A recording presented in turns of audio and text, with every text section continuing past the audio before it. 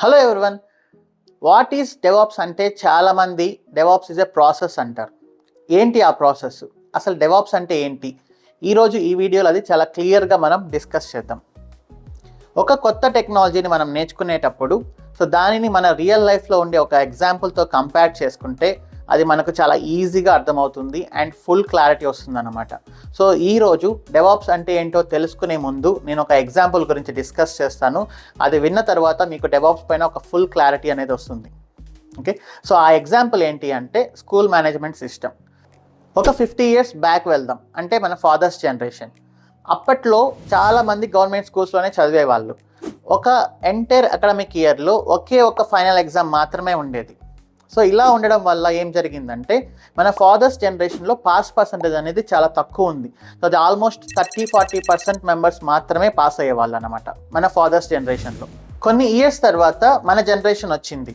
So అప్పుడు ఏంటి, pass percentage అనేది చాలా తక్కువ ఉంది, మనం ఏదో ఒక రకంగా ఒక కొత్త ప్రాసెస్ ఇంప్లిమెంట్ చేయాలి అని చెప్పి అప్పుడు ఒక ప్రాసెస్ తీసుకొచ్చారు. అదేంటంటే యూనిట్ టెస్టులు కండక్ట్ చేయడం, quarterly exams, half yearly exams ఇలా కండక్ట్ చేశారనమాట.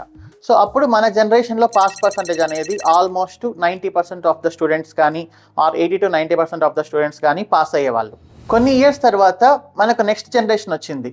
అప్పుడేంటి అంటే వాళ్ళు ఇంకొక కొత్త ప్రాసెస్ ఇంప్లిమెంట్ చేశారు. అదేంటంటే స్లిప్ టెస్ట్లు అనమాట. అంటే ఈరోజు టీచర్ ఒక టాపిక్ని మనకు ఎక్స్ప్లెయిన్ చేస్తే రేపు స్లిప్ టెస్ట్ అనేది కండక్ట్ చేస్తారు. ఈ కొత్త ప్రాసెస్ వల్ల ఏం జరిగింది, పాస్ పర్సంటేజ్ అనేది ఇప్పుడు ఆల్మోస్ట్ 99% అయిపోయింది అనమాట. ఏ స్కూల్లో కూడా ఫెయిల్ అయిన క్యాండిడేట్స్ అనేది చాలా తక్కువగా ఉన్నారు. సో ఈ ఓవరాల్ ప్రాసెస్లో మనం ఒకటి గమనించాలి. అదేంటంటే నెంబర్ ఆఫ్ టెస్ట్స్ పెరిగే కొద్దీ పాస్ పర్సంటేజ్ అనేది పెరిగిందనమాట. ఓకే, మన ఫాదర్స్ జనరేషన్లో ఒకే ఒక్క ఫైనల్ ఎగ్జామ్ ఉండడం వల్ల ఆ ఎగ్జామ్ రాయడానికి చాలా భయపడే వాళ్ళు. ఫైనల్ రిజల్ట్ ఒకటే, ఫెయిల్ ఆర్ పాస్ అనమాట.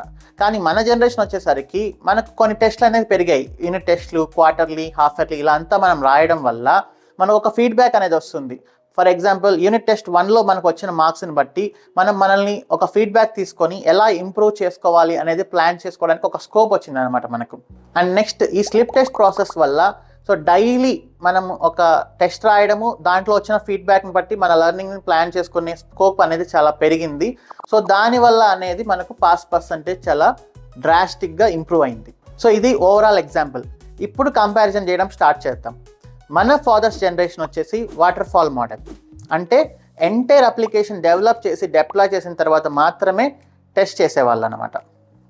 అండ్ మన జనరేషన్ వచ్చేసరికి అజైల్ మెథడాలజీ. అంటే ఎవ్రీ 2 weeks కానీ ఎవ్రీ 1 month కానీ ఒక రిలీజ్ ఉంటుంది. ఆ రిలీజ్లో వచ్చిన డిఫెక్ట్స్ని బేస్ చేసుకొని మళ్ళీ దాని నెక్స్ట్ స్ప్రింట్లో మనం దాన్ని క్లియర్ చేసుకుంటూ వచ్చామన్నమాట. అది agile process. Next generation school సిస్టమ్ని మనం డెవాప్స్తో కంపేర్ చేయొచ్చు. అది ఎలా అంటే ఒక డెవలపర్ ఈరోజు కానీ కోడ్ రాశారంటే ఆ కోడ్ని డెవలప్ చేసి పుష్ చేసిన వెంటనే మనము బిల్డ్ చేసి స్కాన్ చేసి టెస్ట్ చేయడం వల్ల number of build cycles, number of test cycles, number of scan cycles పెరిగి అప్లికేషన్ అనేది పర్ఫెక్ట్గా మనకు అవుట్పుట్ అనేది వస్తుందన్నమాట. సో ఫైనల్గా డెవాప్స్ ఏం చెప్తుంది అంటే ఒక డెవలపర్ ఒక కోడ్ రాసి పుష్ చేసిన వెంటనే మనం దానిని వెంటనే బిల్డ్ చేసి స్కాన్ చేసి టెస్ట్ చేస్తే మనకు ఒక ఫీడ్బ్యాక్ వస్తుంది. ఆ ఫీడ్బ్యాక్ని బేస్ చేసుకొని నెక్స్ట్ డెవలప్మెంట్లో అండ్ నెక్స్ట్ కమిట్స్లో మనం వాటిని క్లియర్ చేసుకోవచ్చు. So this is called DevOps అనమాట.